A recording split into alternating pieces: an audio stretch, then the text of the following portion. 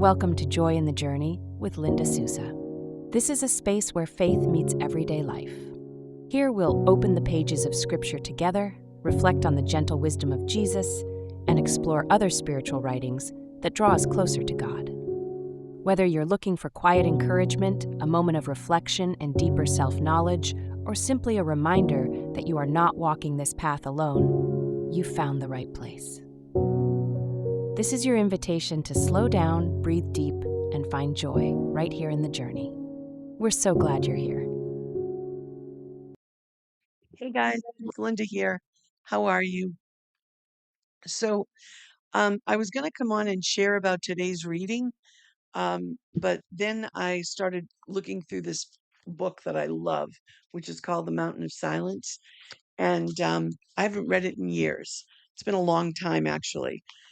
Um, but so I decided I'm going to share a little bit about this book. It's written by, I hope I'm not saying his name incorrectly, but his name is Kyr- Kyriakos Markides, I think it is. Um, and this is very old. Like the pages are like dog-eared, and I've got it all tabbed up. There's so many nuggets of wisdom in this book. It also refers back to another book that I love, which I actually brought it back over here, which is The Way of the Pilgrim. Um, and I'll share on that as well. The Way of the Pilgrim actually is all about the Jesus prayer. You know, Lord Jesus Christ, Son of God, have mercy on me, a sinner. I have these beautiful Jesus beads. They're actually by my bed, and it's just so. Uh, I love the Jesus prayer. So the story I wanted to share is this one in here. There's so many of them in this book. Let me see if I can read it because it's really small. And I'm gonna, let's see. Yeah, let's see. Let's see how much I get through this. So, and the priest on this in this story is Father Maximos, and this is set on the island of Athos in Greece. And so, Father Maximos's last comments on the utter humility of saints and the presence of the Panagia monastery of 3 Russian monks praying next to me during Vespers shifted my mind to pre-revolutionary Russia.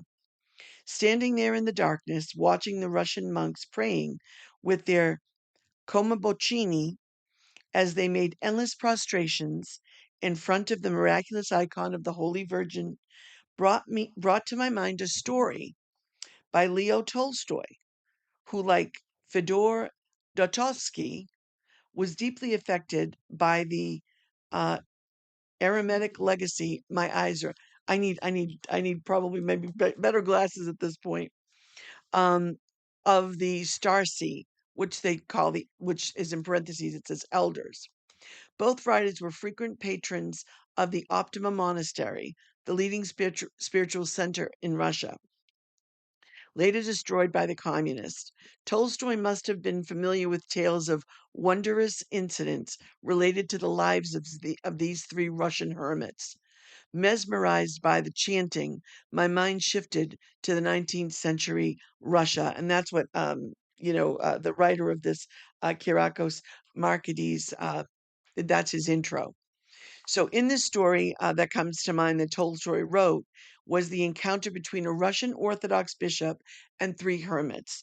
And the bishop, and I'm not going to read the whole thing, but I'm going to tell you the story. So, the bishop was traveling um, by boat with other pilgrims from Archangel to the Solvitesque monastery. And on the way, he'd heard rumors that there were these 3 hermits on an obscure island along the way. So he had heard that they yeah. I'm trying to read this as I'm talking to you, that they'd spent their he read that they'd spent their entire lives trying to save their souls on this little island. So the bishop was intrigued, and he implored the captain of the ship to stop so that he could take a smaller boat and go out to the island, which is exactly what he did. The 3 elders, or the 3 hermits that were on the island, were like appreciative that this bishop had stopped to be with them. So, and they were dressed raggedly, he says, with long white beards to their knees. And in total humility, they welcomed the bishop, making deep bows. After he blessed them, he asked them what they were doing to save their souls and to serve God. They replied that they had no idea how to serve God. They just served and supported each other. The bishop realized that the poor hermits didn't even know how to pray, since all they did was lift their arms up towards heaven and repeat, "Three are ye, three are we. Have mercy on us." The bishop considered this um, ecclesiastical duty. His ecclesiastical duty, and I know I'm murdering that poor word, to teach the illiterate hermits the Lord's Prayer. So he went and he tried to teach them the Lord's Prayer, but apparently they were poor learners. And he instructed them the whole day, and then even before he left, he did them a lesson on Christian theology. And then he gets back in his little boat and goes a little dinghy and goes back out to the ship that was waiting for him.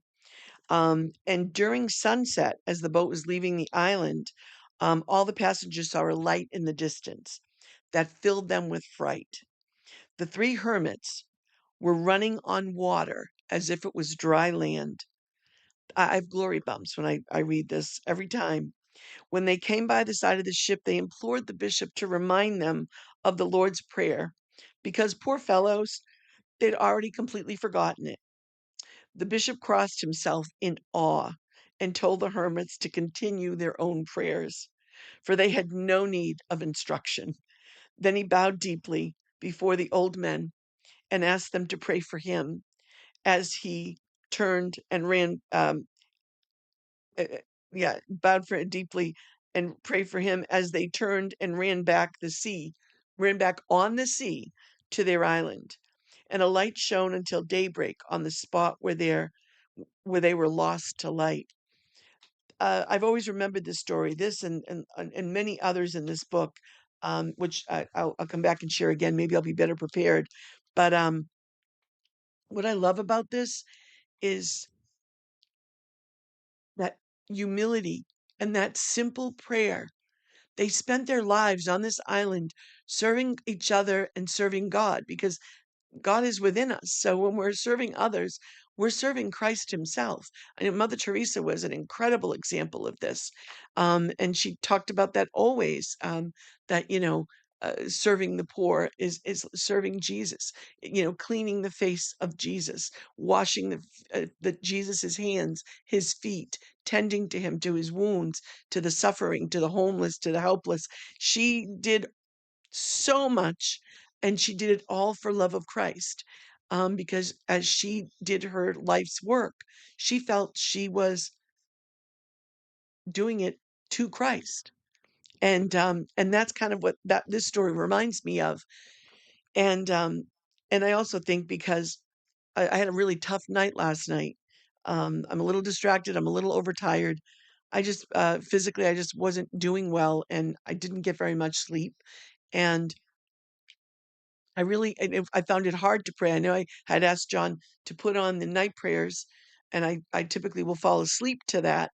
And I might have dozed off, but then I woke up because I had awful cramps, my back, my legs, that goes down my legs, my feet. It was a pretty horrific night last night, and I kept waking up. And of course, every time I move and turn, I'm in pain. And I'm learning, and what I've been doing for a long time now is offering that up for people that I love, offering it up for people that I know that are suffering, offering it up for those who have no one to pray for them. And of course, offering it to Jesus to do as he wills. And last night I was doing that, but at some point I wanted to pray. I wanted to either do the rosary, even without holding my rosary beads, but just, and I couldn't. I couldn't find the words. But all I could say was Jesus, Jesus, Jesus.